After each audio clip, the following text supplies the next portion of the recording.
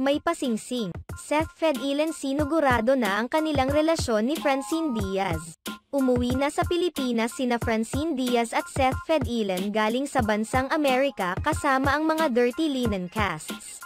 Sa pag-uwi ng Franceth ay naghatid ito ng kilig sa kanilang mga tagahanga matapos masilayan sa airport na umakbay si Seth kay Francine. Hindi pa dito natapos ang kaswitan ng dalawa dahil sa ibinahaging video ng manager ni Francine na si John Ling. Makikita sa video na sinuotan ng singsing si Seth ang alaga nitong actress na si Francine. Gayunpaman dahil sa pagiging komportable ng dalawa sa isa't isa ay maraming Franceth fans ang nagsasabi na mayroong pag-aamin at sagutan na nangyari sa pagsasama ng dalawa sa ibang bansa.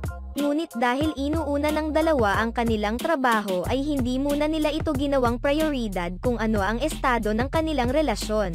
Sa kabilang banda ay mapapanood na sa iWant TV sa September 15, 2023 ang bagong serye nila Francine Diaz at Seth Fedilen na ang Fractured.